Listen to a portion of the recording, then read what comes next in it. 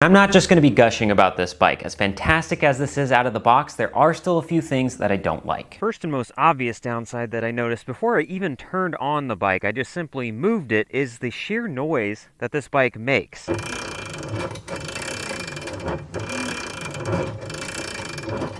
That don't sound great. It's almost creaky. You'd think that electric means silent, and yeah, technically this is silent compared to a gas pit bike, for sure, but there's still a lot of drivetrain noise and what sounds like just echo. There might be some ways to reduce that sound or maybe even eliminate it entirely. I have a few ideas.